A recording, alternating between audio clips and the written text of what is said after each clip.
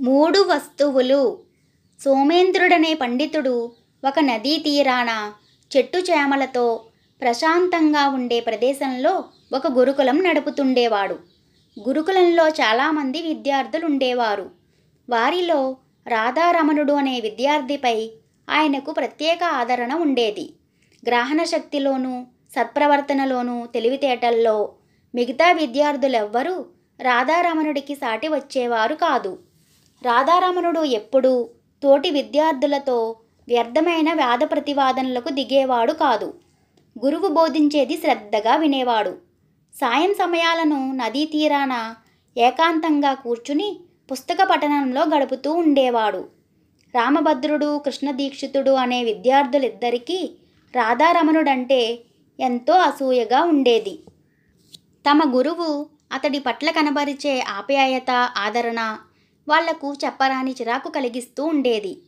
ఒకనాడు సోమేంద్రుడు విద్యార్థులకు పాఠాలు చెప్పడం ముగించి ఒక చెట్టు కింద విశ్రమించి ఉండగా వాళ్ళిద్దరూ ఆయనను సమీపించి, గురుదేవా, విద్యార్థులలో తెలివితేటలు, మంచి నడవడిక గలవారి పట్ల తమకు ఎంతో ఆదరాభిమానాలున్న సంగతి అందరికీ తెలుసు. కానీ రాధారమణుడి పట్ల తమరు కనబరిచే ప్రత్యేక ఆదరణ మా అందరికీ ఆశ్చర్యం కలిగిస్తున్నది అన్నారు. అందుకు సోమేంద్రుడు చిరునవ్వు నవ్వి, గురుకులంలోని విద్యార్థులందరూ నాకు ప్రేమపాత్రులే, అందులో ఎటువంటి సందేహమూ లేదు. అయితే రాధారమణుడు వేదశాస్త్ర, ఇతిహాసాల గురించిన విషయాల్లో మీ అందరికన్నా దిట్ట. అంతేకాక అతడిలో మీకన్నా లౌకిక జ్ఞానము, తార్కిక దృష్టి ఎక్కువ అన్నాడు. క్షమించండి గురుదేవా, మీరనేదానికి రుజువేమిటి అన్నారు రామభద్రుడు, కృష్ణదీక్షితుడు. అయితే మీ అందరికీ ఇప్పుడు నేను ఒక కథ చెబుతాను. ఆ కథలో ఉన్న సమస్యకు చక్కని పరిష్కార మార్గం చూపగలవాడు మీలో అందరికన్నా మేధాశక్తి కలవాడు. మీ తోటి విద్యార్థులందరినీ ఒక చోట సమావేశపరచండి అన్నాడు సోమేంద్రుడు. విద్యార్థులందరూ ఒక చెట్టు నీడలో సమావేశమయ్యాక సోమేంద్రుడు వారికొక కథ చెప్పాడు.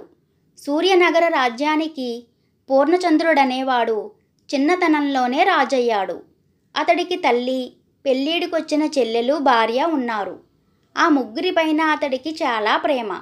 ఒకనాడు అతడి వద్దకు ఒక యోగి వచ్చి ఒక గుళిక, ఒక హారము, ఒక పుష్పము ఇచ్చి, రాజా, వీటిని నీపై ప్రేమ గల వారికి ఇవ్వు.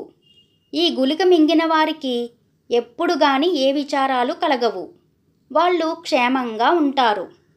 ఈ హారం ధరించిన వారి వల్ల నీకు చాలా మంచి కలుగుతుంది.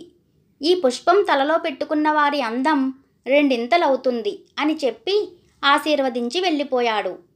తనకు ప్రేమపాత్రులు ముగ్గురున్నారు. యోగి ఇచ్చిన వస్తువులు సరిగ్గా మూడున్నవి.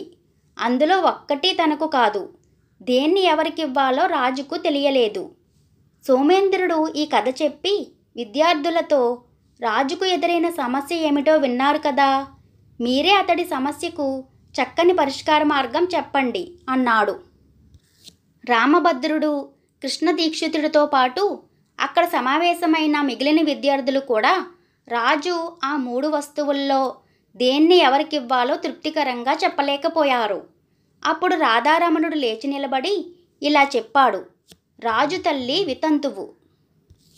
ఆమె చీకు చింత లేకుండా క్షేమంగా ఉంటే రాజుకు ఎంతో సంతోషకారణం అవుతుంది.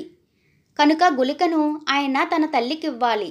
భార్య వల్ల జీవితాంతం మంచి జరిగితే అతడి దాంపత్య జీవితం సుఖంగా గడుస్తుంది గనక రాజు హారాన్ని భార్యకివ్వాలి.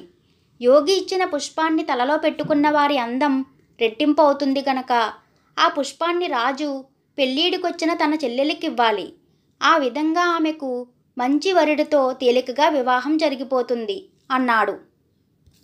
రాధారమణుడు చెప్పిన పరిష్కార మార్గం సోమేంద్రుడితో పాటు విద్యార్థులందరికీ సరైనదని తోచింది. వాళ్ళ ఆనందంతో హర్షధ్వానాలు చేశారు. ఆనాటి వరకు రాధారమణుడి పట్ల అసూయతో ఉన్న రామభద్రుడు, కృష్ణదీక్షితుడు అతన్ని ఎంతగానో అభినందించారు. ఈ కథ మీకు నచ్చినట్లయితే లైక్ చేయండి. ఇలాంటి మరిన్ని కథల కోసం మన ఛానల్ని సబ్స్క్రైబ్ చేసుకోండి. Thank you for watching.